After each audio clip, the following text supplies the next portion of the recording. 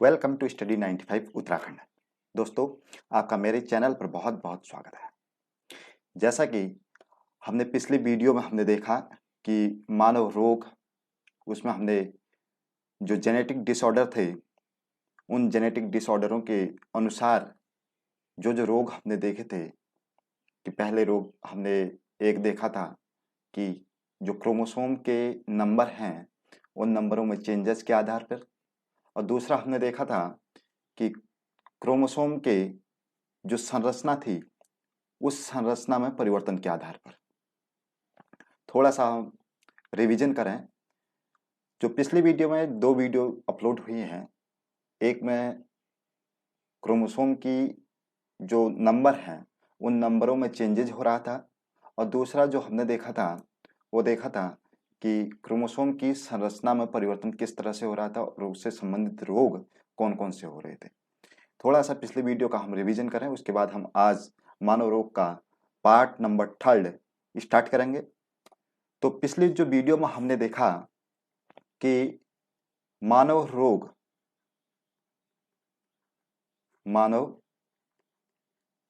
रोग जो थे वह दो तरह के थे। एक जन्मजात रोग थे और दूसरा जो था ये था उपार्जित रोग। आज हम उपार्जित रोग के बारे में ही बात करेंगे। ये जन्मजात रोग हमने दो पार्टों में डिस्कस किया है। दो पार्ट में कौन कौन से डिस्कस किया, जरा इसके बारे में बताऊं।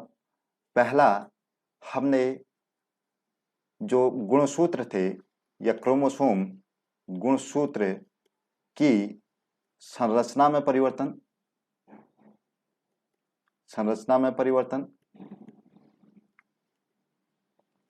और दूसरा हमने देखा कि गुणसूत्र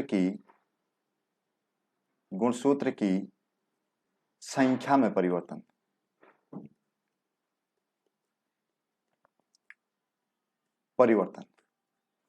इन गुणसूत्रों की जो संरचना और संख्या में परिवर्तन हो रहा था वो भी दो तरह से हो रहा था। एक गुणसूत्र दो तरह के थे, एक था कायिक गुणसूत्र और दूसरा था लिंग गुणसूत्र। तो कायिक गुणसूत्र, यहां पर संरचना में भी कायिक गुणसूत्र आ रहे थे, कायिक गुणसूत्र, और यहां पर जो संरचना में परिवर्तन हो रहा था वो हो रहा था दूसरी तरफ लिंग गुणसूत्र में भी,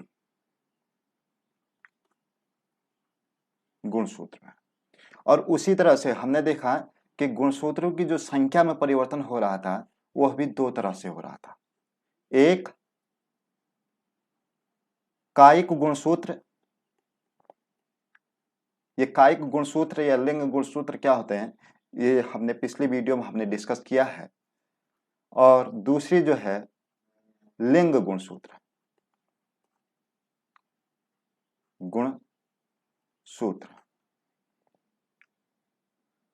यानी कि जो संख्या में परिवर्तन है वह संख्या में परिवर्तन किस तरह से हो रहा था कि एक नॉर्मल मनुष्य में जो क्रोमोसोम के नंबर होते हैं वो होते हैं 46। या तो ये 46 नंबर बढ़ रहे थे या फिर घट रहे थे। उसी तरह कायिक गुणसूत्र की जो संख्या रहती है वो रहती है 44, और इन 44 में इनकी भी संख्या या तो बढ़ रही थी या फिर क्या हो रही थी, घट रही थी। उसी तरह जो लिंग गुणसूत्र हैं, लिंग गुणसूत्र मेल में बात करें तो मेल में होता है XY और फीमेल में होता है XX। यानी कि जो लिंग गुणसूत्र हैं इनकी संख्या में भी परिवर्तन हो रहा था। या तो एक X गुणसूत्र की ट्राइसोमी हो रही थी या फिर X गुणसूत्र की टेट्रासोमी हो रही थी। ये ट्राइसोमी टेट्रासोमी क्या है या नलीसोमी मोनोसोमी क्या है, इसके पूरे डिटेल में हमने बात करी थी। फिर भी एक बार मैं फिर से बताऊं कि ट्राइसोमी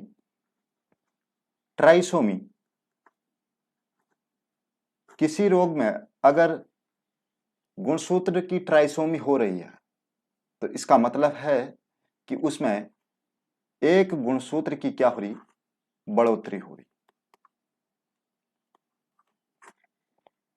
टेट्रासोमी में क्या था, टेट्रासोमी में जो सामान्य मनुष्य होता है उसके गुणसूत्र होते हैं 2n, n माता की तरफ से मिलते हैं और n पिता की तरफ से मिलते हैं, तो ये हैप्लॉइड डिप्लॉइड होके ये हो जाते हैं 2n।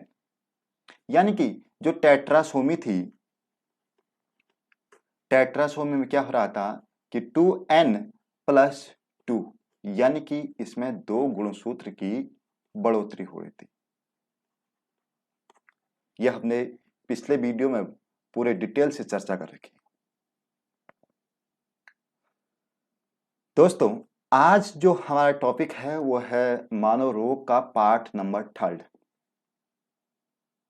इसमें आज हम बात करेंगे जो जन्म लेने के बाद जो रोग होते हैं, यानी कि उपार्जित रोग, जन्म लेने के बाद होने वाले रोग, उन रोगों के बारे में।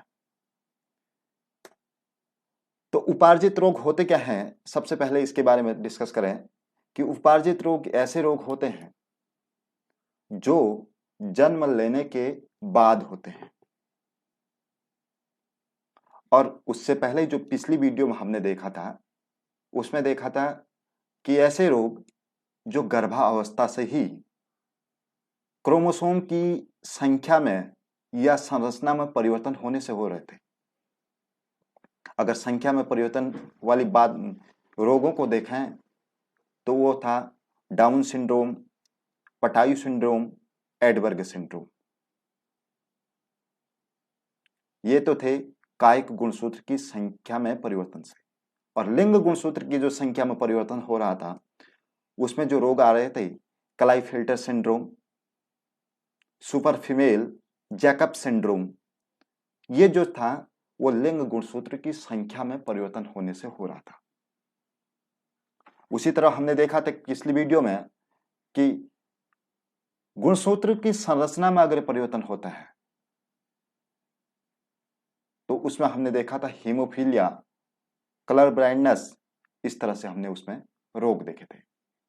आज जो हम बात करेंगे वो करेंगे उपार्जित रोग, यानी एक्वायर्ड डिजीज। ये एक्वायर्ड डिजीज दो प्रकार के होते हैं। एक को कहते हैं हम इन्फेक्शनल डिजीज और दूसरे को कहते हैं नॉन इन्फेक्शनल डिजीज। ये इन्फेक्शनल डिजीज भी अलग अलग तरीके से होते हैं। इन्फेक्शनल डिजीज की बात करूं तो इन्फेक्शनल डिजीज वो डिजीज होते हैं जो एक व्यक्ति से दूसरे व्यक्ति में छूने से या उसकी रोगी व्यक्ति के वस्तुओं को छूने से एक व्यक्ति से दूसरे व्यक्ति में संचारित होते हैं, फैलते हैं। ये जो रोग हैं इन्फेक्शनल वाले, वो अलग अलग कारकों से होते हैं। यानी कि बैक्टीरिया जनित रोग हो सकते हैं। कोई ऐसे रोग हैं जो संक्रमक वाले रोग हैं, वो या तो बैक्टीरिया से होते हैं, या फिर वायरस से होते हैं, या फिर प्रोटोजोआ से होते हैं, या फिर फंगस से होते हैं। इन अलग अलग रोगों के बारे में हम पूरी डिटेल से चर्चा करेंगे। आज जो हमारा टॉपिक है वह है उपार्जित रोग में बैक्टीरिया जनित रोग। सबसे पहले ये बैक्टीरिया होता क्या है? बैक्टीरिया एक ऐसा जीवाणु है, इसे हिंदी में कहते हैं जीवाणु, जिसमें एक कोशिका होती है।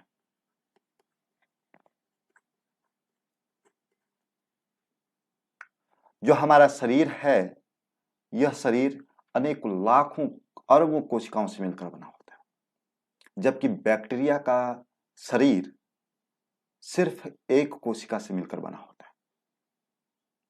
अभी एक कोशिका क्या है कोशिका भी दो प्रकार की होती है। एक होती है प्रोकैरियोटिक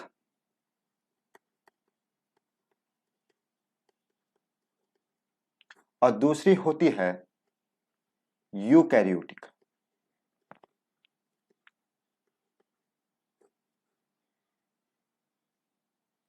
प्रो प्रो का मतलब होता है हिंदी में अल्प विकसित और यू का मतलब होता है सुविकसित।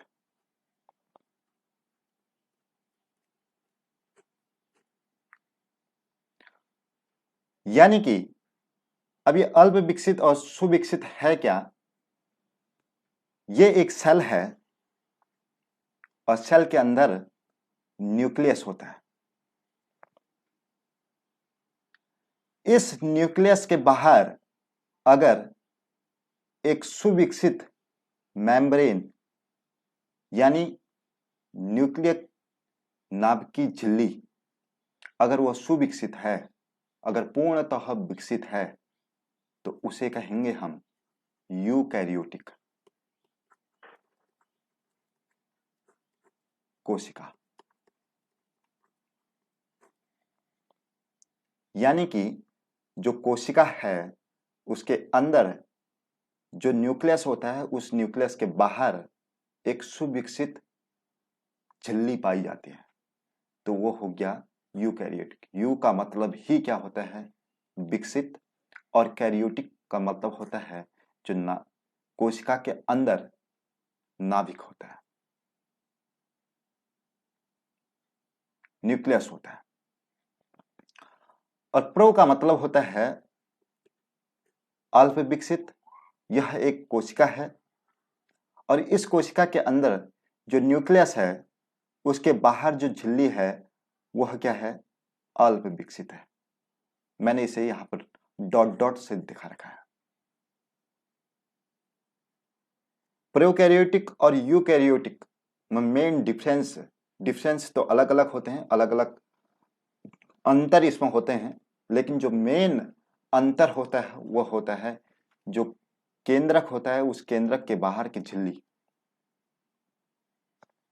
अब ये बैक्टीरिया कितने प्रकार के होते हैं? ये बैक्टीरिया अलग अलग प्रकार के हो सकते हैं, गोल प्रकार के हो सकते हैं, इस तरह से हो सकते हैं, एक समूह में रह सकते हैं। मतलब कि जो इनका आकार है वह आकार भिन्न भिन्न तरह का है। और अगर इनके रहने के आवास की बात करें तो बैक्टीरिया का जो आवास होता है, यानी ये किस स्थान पर पाया जाता है? बैक्टीरिया सब जगह पाया जाता है। कोई ऐसी जगह नहीं है जहां पर बैक्टीरिया नहीं पाया जाता हो।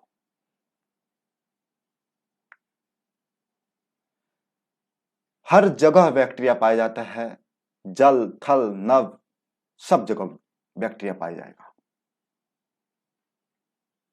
यानी कि यह सब जगह निवास कर सकता है।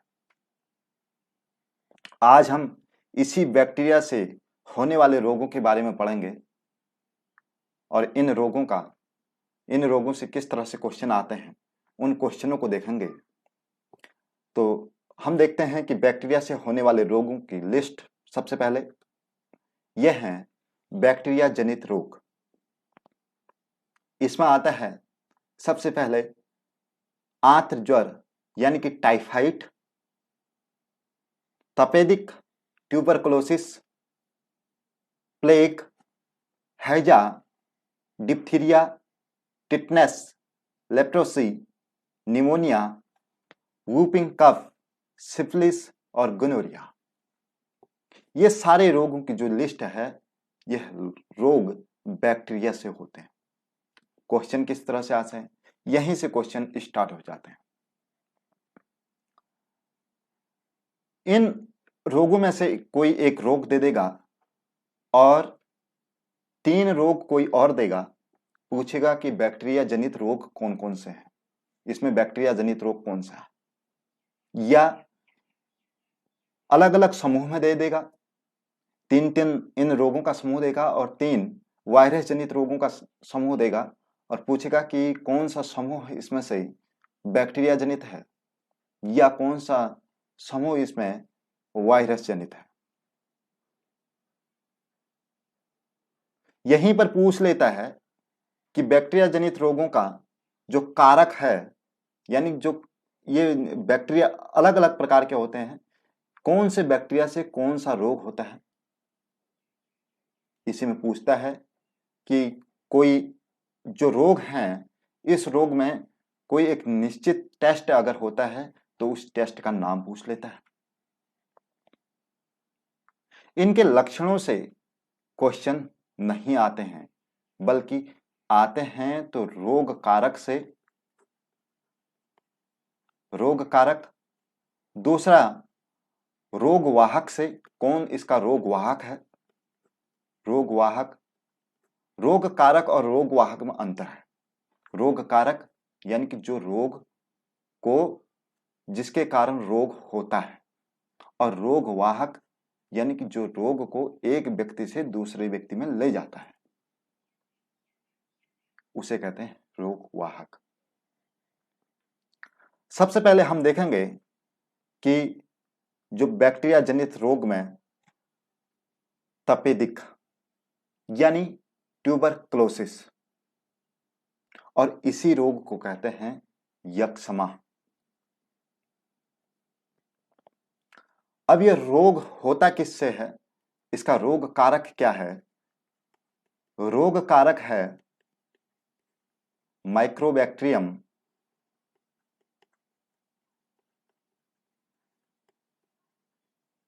ट्यूबरक्लोसिस। ट्यूबरक्लोसिस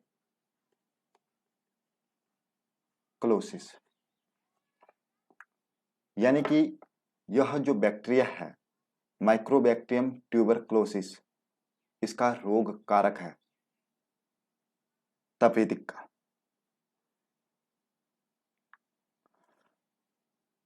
और यह संक्रमण, इसमें जो संक्रमण होता है, संक्रमण किससे होता है। संक्रमित भोजन करने से, संक्रमित भोजन करने से, संक्रमित जल से, जल से। और इस रोग का एक टेस्ट है, इसका नाम है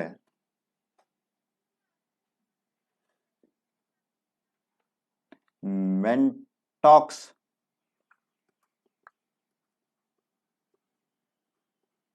परीक्षण। मेंटॉक्स परीक्षण। और ये तपेदिक रोग में एक सरकार के द्वारा कार्यक्रम भी चलाया गया है। कार्यक्रम है डॉट्स, यानी कि इसका जो फुल फॉर्म है वह है direct observation treatment short course, यानी रोगी को डॉक्टर या स्वास्थ्य कर्मी की उपस्थिति में दवा का देना। और यह रोग एक ऐसा रोग है जहां पर अगर दवा को छोड़ देते हैं तो यह फिर से भयंकर रूप में विकसित होने लगता है। यानी जो ट्यूबरक्लोसिस वाला रोग है, इसमें जो दवा का कोर्स होता है वह पूरा करना पड़ता है। अगर बीच में छोड़ देते हैं तो फिर से जो ट्यूबरक्लोसिस है वह भयंकर रूप में फिर से जन्म लेता है। यह है। अब जो तपेदिक रोग था, इसी को हम कहते हैं यक्ष्मा या काक रोग भी कहते हैं।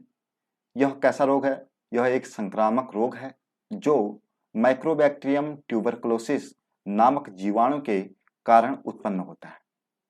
इस रोग के जो लक्षण हैं क्या हैं कि ज्वर आता है, रात्रि में पसीना आना, भूख की कमी, शक्ति, वजन, और इसमें वजन और शक्ति में ह्रास होना, पाचन संबंधी एवं तंत्रिका संबंधी गड़बड़ियां आदि। और इसी में जो वैक्सीन दी जाती है वो दी जाती है BCG, यानी बैसिलस कामेट ग्यूरिन। और यह वैक्सीन जो दी जाती है वो जन्म के तुरंत बाद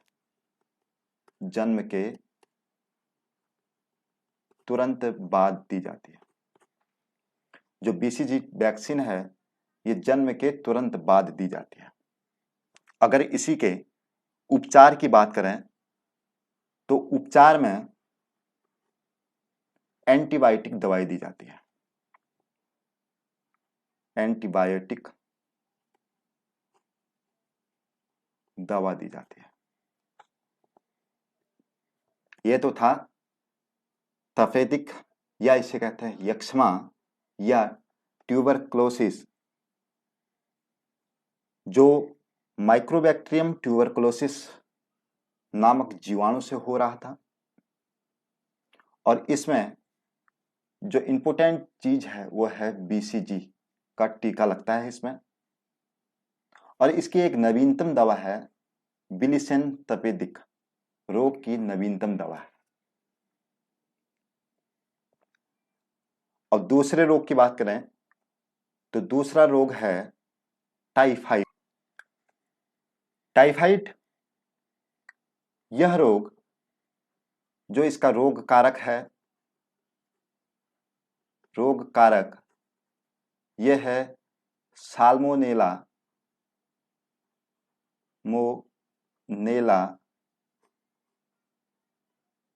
टाइफी। Salmonella typhi. और यह संक्रमण, जो इसका संक्रमण होता है, अगर संक्रमण की बात करें तो संक्रमण होता है दूषित जल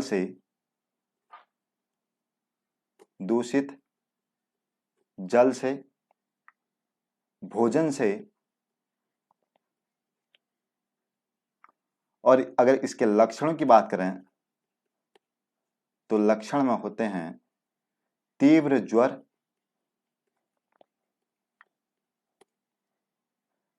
सिर दर्द का होना, आंतों में अल्सर का होना,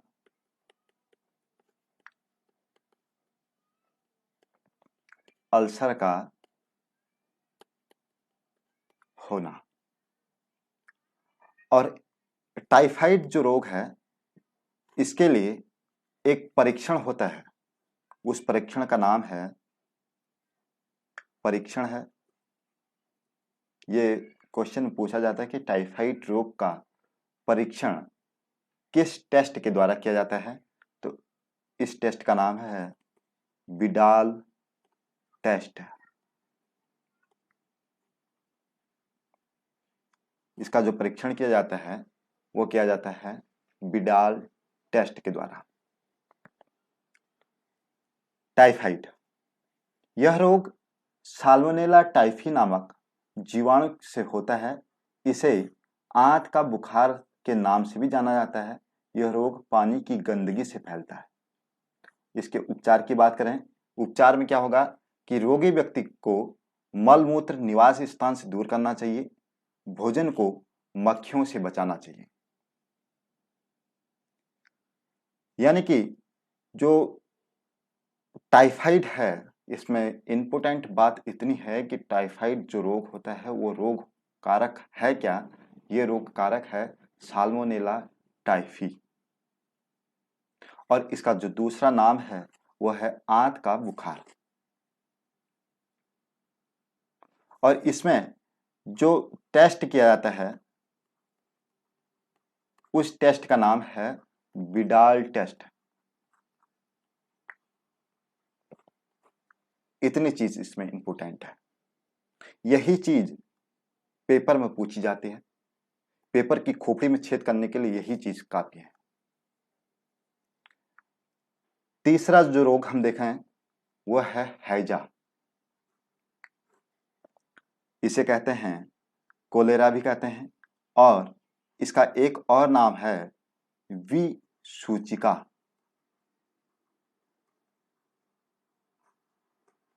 विसूचिका। इसका जो रोग कारक है, रोग कारक वह है विब्रियो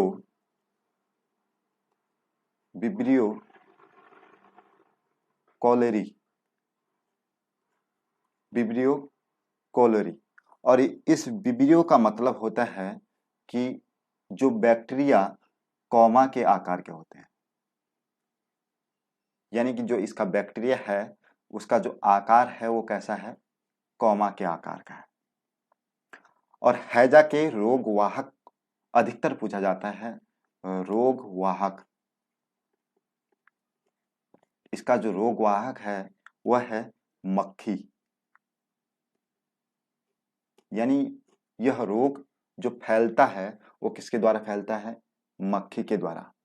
और जो इसका रोग कारक जिसके कारण हैजा होता है वो है विब्रियो कोलारी।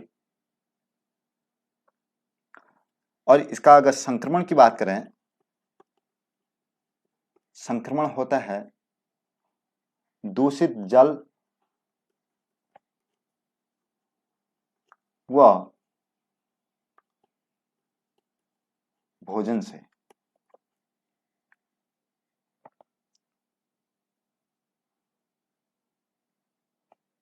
और इसका जो परीक्षण होता है, परीक्षण, इसमें जो परीक्षण किया जाता है वो किया जाता है मल परीक्षण।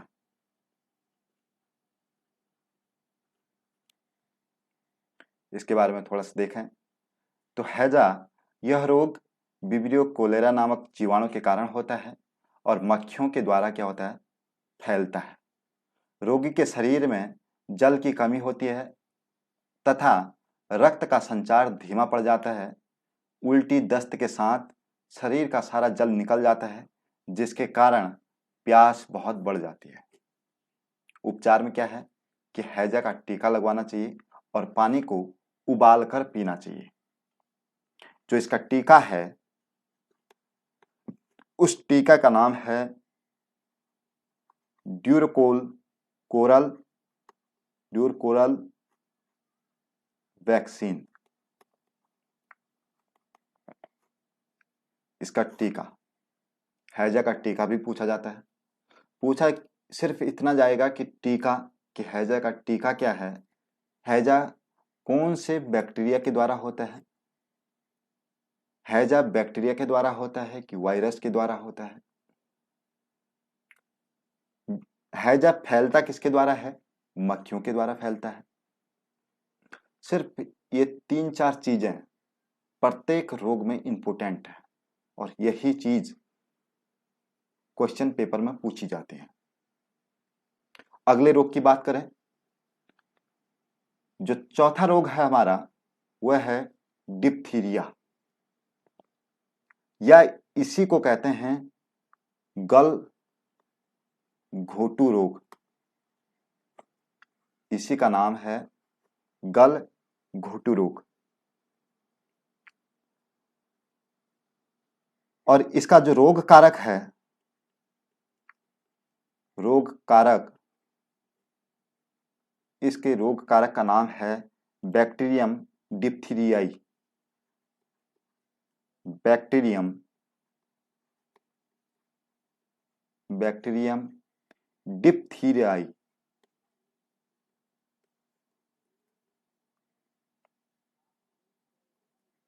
बैक्टीरियम डिप्थीरियाई। संक्रमण क्या होता है, जो इसका संक्रमण होता है, संक्रमण होता है रोगी व्यक्ति के संपर्क में आने से, व्यक्ति के संपर्क में आने से।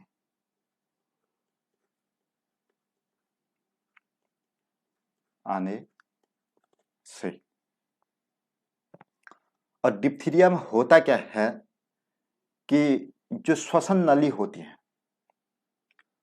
उस श्वसन नली में ठोस पदार्थ का जमाव होने लगता है। ये जो हमारी श्वसन नली है, इस श्वसन नली में दोनों तरफ से यानी इस तरह से एक ठोस पदार्थ का जमाव होने लगता है, इस तरह से। और ये ठोस पदार्थ का अगर जमाव होगा तो हमें सांस लेने में दिक्कत होगी, यानी कि श्वसन संबंधी परेशानी होती है।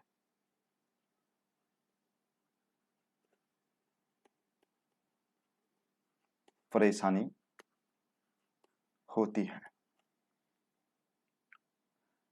इस डिप्थीरिया के परीक्षण के लिए एक परीक्षण है, इसका नाम है सिक परीक्षण।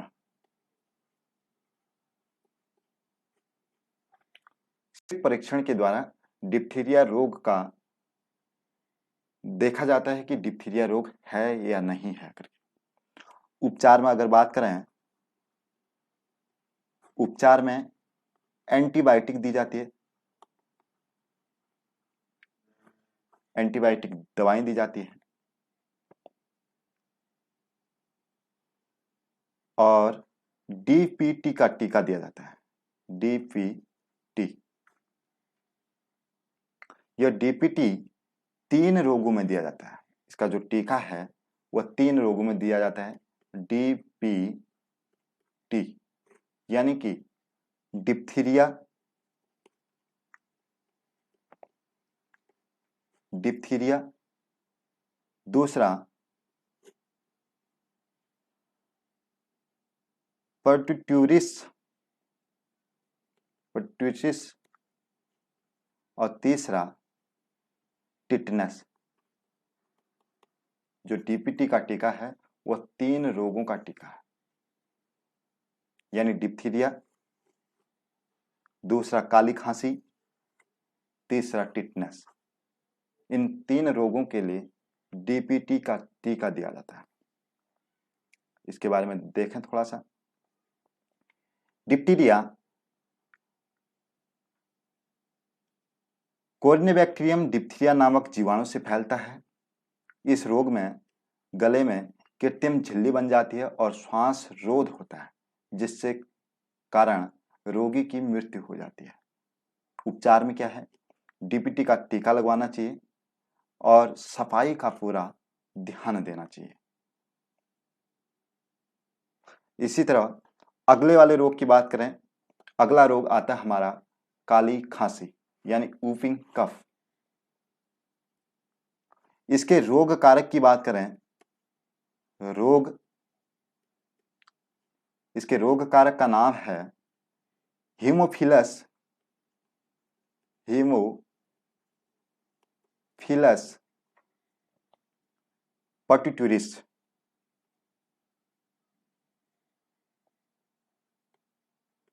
पर्टुट्यूसिस। और इसका जो संक्रमण होता है, संक्रमण की बात करें तो संक्रमण होता है रोगी व्यक्ति के संपर्क में आने से, और श्वसन पथ में क्या होता है, इसका संक्रमण होता है। लंबे समय तक चलने वाली खांसी भी इसे कहा जाता है, और खांसते समय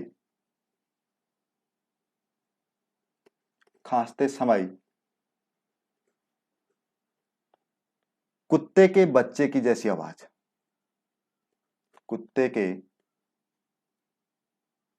बच्चे की जैसी आवाज आती है।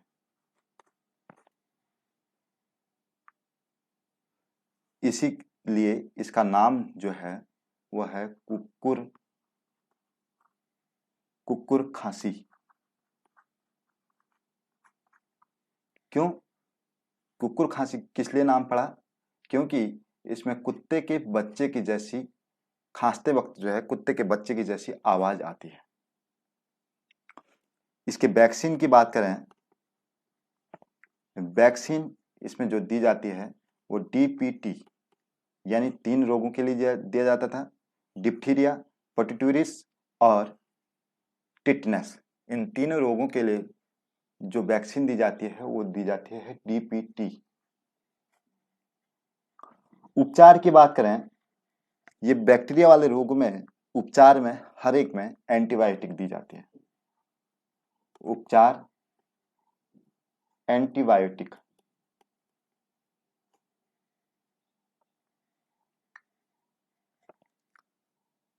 अगले रोग की बात करें,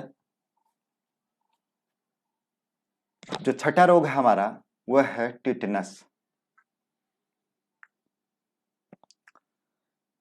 इसी को कहते हैं, इसका दूसरा नाम है धनुष टंकार। धनुष टंकार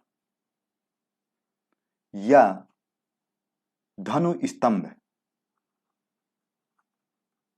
स्तंभ, इसके अलग अलग नाम हैं। टिटनस, या इसे कहेंगे धनुष टंकार या धनु स्तंभ। इसके जो रोग कारक है, कोलेरोस्ट्रिडियम टिटनेट। कोलेस्ट्रिडियम टिटनस। जो संक्रमण होता है वह संक्रमण होता है संक्रमित वस्तु से, रोगी व्यक्ति के संक्रमित वस्तु से।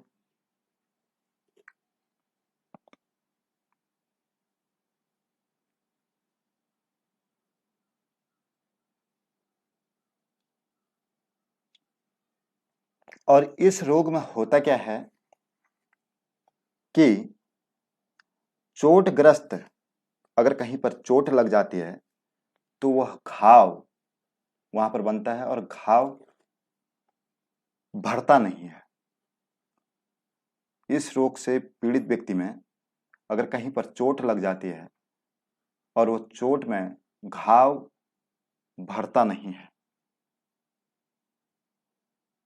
वैक्सीन, अगर इसके वैक्सीन की बात करें, वैक्सीन इसमें डीपीटी, जो डीपीटी का जो ये है, इसके वैक्सीन यह तो दिया जाता है बच्चों में, और जो एक दूसरा वैक्सीन है एटीएस, और यह दिया जाता है वयस्कों में। वयस्कों में। और एटीएस प्राप्त किया जाता है घोड़े के सिरम से।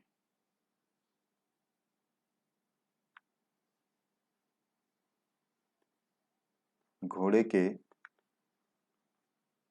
सिरम से। इसका जो सामान्य नाम है, इसे लॉजॉ या इसे धनुष टंकार भी कहा जाता है।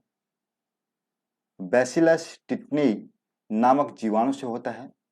इस रोग में होता क्या है कि रोग के जीवाणु घाव से होकर शरीर में प्रवेश करते हैं, और कहीं पर अगर घाव बन जाता है तो वह घाव भरता नहीं है। भरता नहीं है। इसमें एटीएस का इंजेक्शन 3 बार लगवाया जाता है वयस्कों में, और अगर बच्चों में बात करें तो बच्चों में दिया जाता है डीपीटी का टीका। अगले रोग की बात करें तो अगला रोग आता है हमारा कुष्ठ रोग, लेप्रोसी या कुष्ठ। इस रोग का जो रोग कारक है, इसका रोग कारक माइक्रोबैक्टीरियम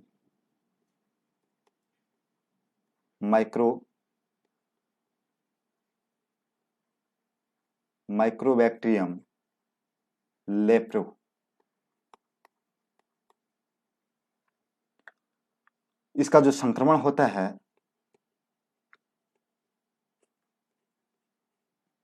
वह संक्रमण होता है रोगी व्यक्ति के संक्रमण आने से, रोगी व्यक्ति के संपर्क में आने से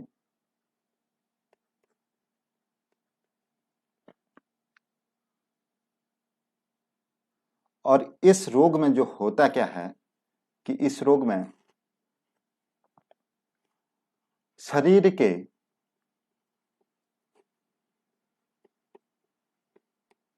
दूरस्थ भाग गलने लगते हैं। यानी कि हम इस रोग में जैसे दूरस्थ भाग की बात करें तो अंगुलियां, पैरों की अंगुलियां, हाथों की अंगुलियां, यहां से गलन स्टार्ट होती है, यानी कि सड़ने लगते हैं। इसमें जो वैक्सीन दी जाती है, वैक्सीन की बात करें, वैक्सीन का नाम है BCG वैक्सीन। और यही वैक्सीन एक दूसरे रोग में दिया जा रहा था, उसका नाम क्या था? पीछे अगर देखें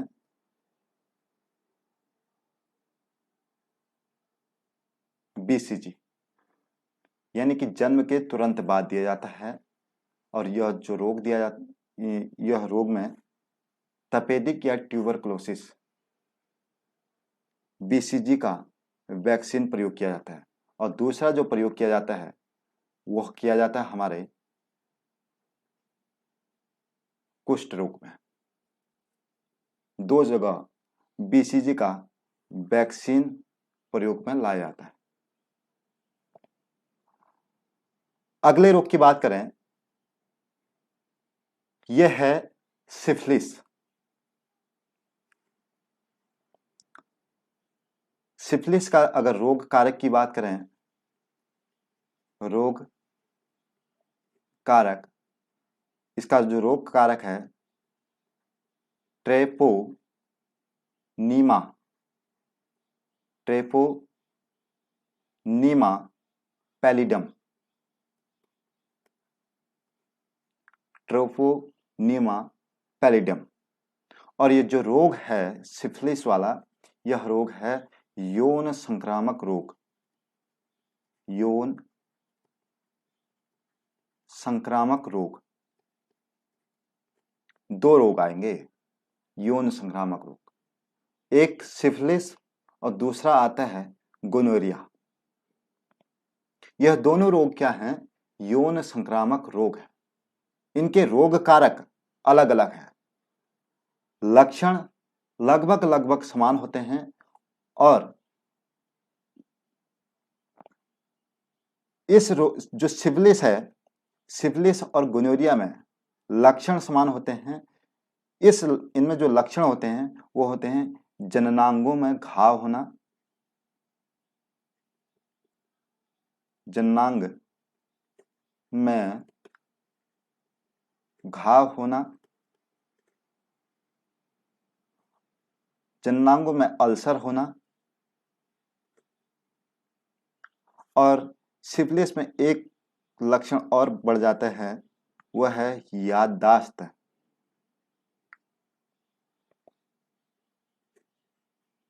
खोने लगती है। अगर इसका उपचार टाइम पर नहीं कराया तो याददाश्त जो है इसमें खोने लगती है। इसका जो संक्रमण होता है, संक्रमण, यह संक्रमण होता है रोगी के साथ, रोगी के साथ असुरक्षित यौन संबंध बनाने से।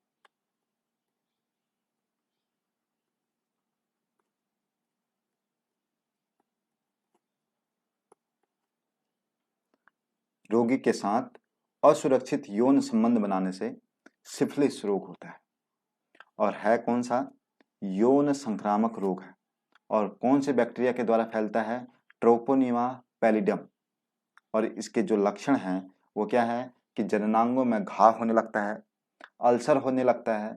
और इसका अगर इलाज टाइम पर नहीं कराया तो याददाश्त खोने लगती है। और इसका जो परिणाम है, इस रोग का जो परिणाम होता है वह हो जाता है कि बंध्यता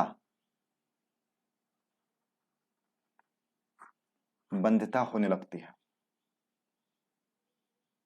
यानी संतान उत्पन्न नहीं कर सकता है।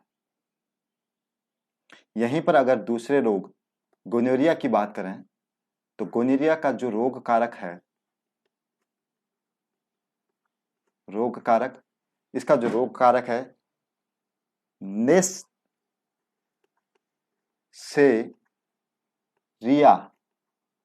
Neisseria गोनोराई, Neisseria गोनोराई। इसका संक्रमण भी रोगी के साथ असुरक्षित यौन संबंध से होता है। इसमें जो लक्षण क्या होता है? लक्षण वही जननांगों में घाव, अल्सर होना, जननांगों में खुजली होना, बाल का झड़ना, शरीर में के बाल जो है वह झड़ने लगते हैं। अगर इसके उपचार की बात करें, उपचार इसमें सिर्फ एंटीबायोटिक दी जाती है, एंटीबायोटिक।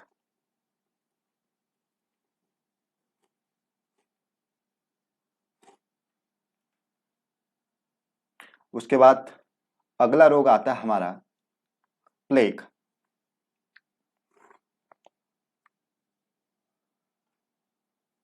इसी को हम कहते हैं, प्लेग को ही कहते हैं काली मौत। इसका जो रोग कारक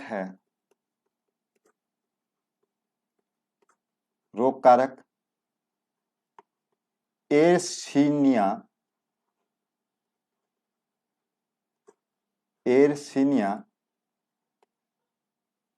पेस्टिस, एर्सिनिया पेस्टिस। और इसका जो रोग वाहक होता है, वह है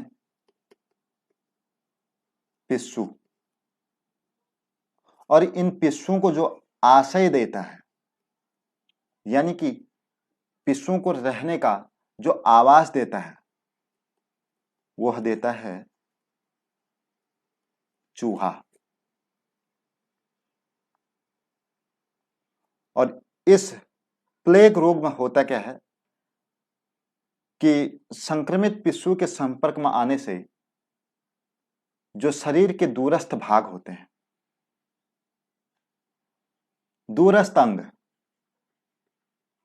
दूरस्थ अंग, यानी कि हमारे धड़ से, ये धड़ है, इस धड़ से दूरस्थ भाग, ये हाथ है, हाथ के अंगुलियां, पैरों की अंगुलियां,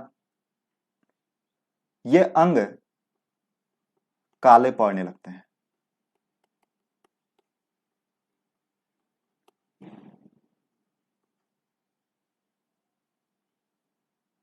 और इसका जो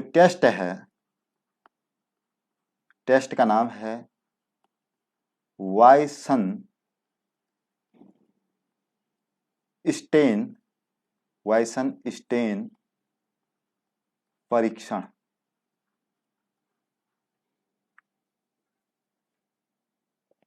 इसका टेस्ट है, पूछा भी जाता है। तो प्लेग, हमने प्लेग देखा, तो प्लेग जिसका रोग कारक जो था एर्सिनिया पेस्टिस था, और इसका जो रोग वाहक है वो कौन सा है? पिस्सू। और इन पिस्सुओं को जो रहने के लिए आवास देता है वो देता है चूहा। और इस रोग में होता क्या है कि शरीर के दूरस्थ भाग, दूरस्थ अंग, पिस्सू जो संक्रमित था उसके संपर्क में आने के बाद शरीर के जो दूरस्थ हिस्से हैं वो क्या होने लगते हैं, काले पड़ने लगते हैं। उसके बाद अगला रोग है हमारा निमोनिया। निमोनिया का जो रोग कारक है, रोग कारक डिप्लोकोकस निमोनिया, डिप्लोकोकस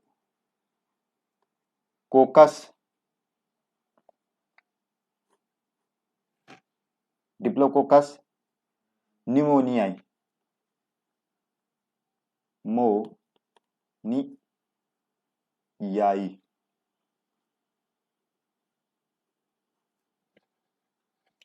डिप्लोकोकस, इसका जो इस बैक्टीरिया का जो आकार रहता है वो रहता है गोलाकार, और इसका जो संक्रमण होता है, संक्रमण रोगी व्यक्ति के संपर्क में आने से, रोगी व्यक्ति के संपर्क में आने से,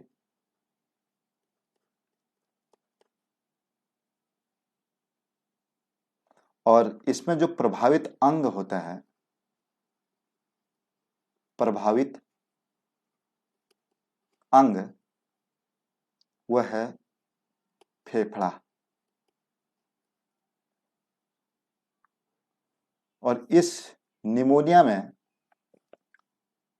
सांस लेने में दिक्कत होती है, सांस लेने में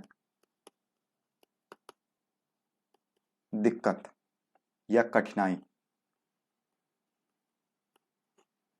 सांस लेने में कठिनाइयों का सामना करना पड़ता है। और इसके उपचार की अगर बात करें, उपचार में एंटीबायोटिक दी जाती है, एंटीबायोटिक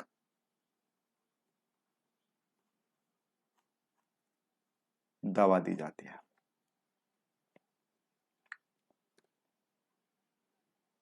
यह रोग डिप्लोकोकस निमोनिया के द्वारा होता है, फेफड़ों में सूजन आ जाती है, और इस रोग से ग्रसित व्यक्ति को ठंड से बचाना होता है। एंटीबायोटिक औषधियों का इसमें प्रयोग किया जाता है। तो दोस्तों, आज हमने देखा कि बैक्टीरिया से होने वाले रोगों के बारे में, और यह रोग थे कैसे। यह रोग थे उपार्जित रोग, यानी जन्म लेने के बाद वाले रोग। आज के वीडियो में इतना ही। कल फिर से मिलेंगे, और उसमें हम मिलेंगे वायरस जनित रोगों के बारे से, इसके बारे में पढ़ेंगे।